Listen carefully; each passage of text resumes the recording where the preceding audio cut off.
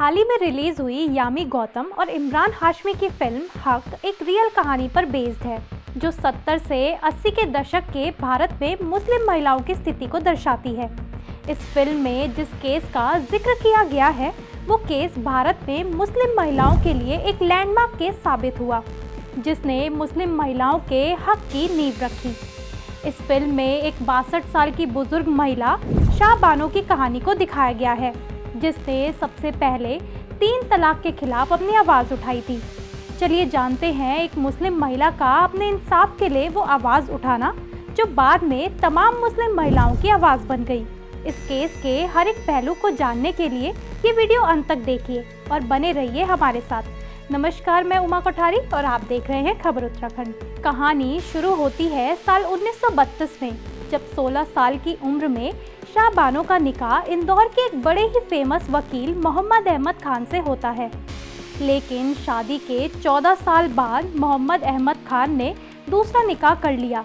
शाह बानो की जिंदगी में चौंकाने वाला मोड़ तब आया जब 1978 में उनके शौहर ने उन्हें तलाक बोलकर इर्रिवोकेबल तलाक दे दिया।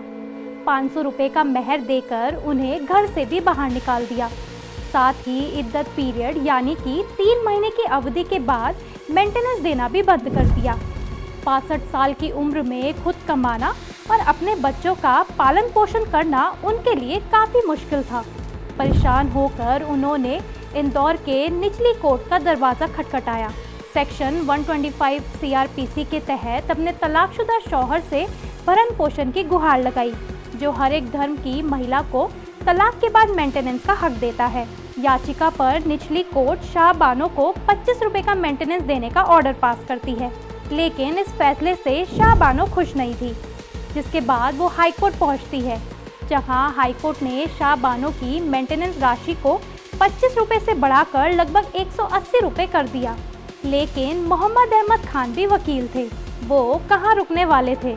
ऐसे में वो चले जाते हैं सुप्रीम कोर्ट के पास, जहां उन्होंने अपना पक्ष रखते हुए कहा कि वो पहले ही शाह बानो को इद्दत पीरियड तक मेंटेनेंस दे चुके हैं। सेक्शन 125C उनके मुस्लिम पर्सनल लॉ को वायलेट करता है। करीब 7 साल तक चली इस लंबी कानूनी लड़ाई के बाद साल 1985 में सुप्रीम कोर्ट एक ऐतिहासिक फैसला सुनाती है।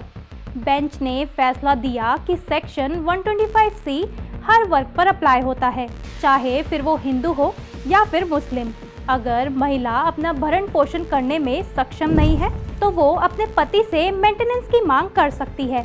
इसे धर्म के साथ जोड़ना गलत है। इस फैसले से देश में मौजूद मुस्लिमों का एक बड़ा वर्ग नाराज हो गया। मुस्लिमों को लगा कि ये फैसला उनके आर्टिकल 21 फ्रीडम ऑफ रिलीजन के खिलाफ है। जगह जगह प्रोटेस्ट होने लगे। उस समय देश में राजीव गांधी की सरकार थी। सरकार इस प्रोटेस्ट को शांत करने के लिए एक लॉ लेकर आती है, द मुस्लिम वुमेन एक्ट 1986, जिसमें कहा गया कि मेंटेनेंस सिर्फ इद्दत अवधि तक ही यानी कि 90 दिन तक ही मिलेगा। एक तरह से इस लॉ ने शाह बानो बेगम के पक्ष में आए सुप्रीम कोर्ट के जजमेंट को नलिफाइड या बेकार कर दिया। फिर आया साल 2001, जहां शाह बानो के वकील डैनियल लतीफ़ी इस लॉ को सुप्रीम कोर्ट में चुनौती देते हैं। इस पर फैसला सुनाते हुए सुप्रीम कोर्ट ने इस एक्ट को तो वैध बताया, लेकिन इसकी व्याख्या को थोड़ा सा बदल दिया। एक संतुलित दृष्टिकोण अपनाते हुए कोर्ट ने कहा कि मुस्लिम औरतों को सिर्फ इद्दत तक नहीं, बल्कि जरूरत पड़ने पर आजीवन मेंटेनेंस का हक भी मिलेगा। इस फैसले ने ये सुनिश्चित किया कि मुस्लिम महिलाओं का धारा 125 के तहत आजीवन मेंटेनेंस पाने का अधिकार सुरक्षित रहे। कानून बदले, फैसले पलटे, पर शाह बानो का नाम अमर हो गया। आज भी जब मुस्लिम महिलाओं के हक की बात होती है, तो शाह बानो बेगम का नाम हमेशा लिया जाता है। उनकी इस बगावत की गूंज आज भी सुनाई देती है। इस फिल्म में शाह बानो की कहानी को बड़ी ही बाखूबी से दर्शाया गया है, जिसमें यामी गौतम ने शाह बानो का किरदार निभाया है, तो वहीं इमरान हाशमी ने उनके शौहर का रोल अदा किया है।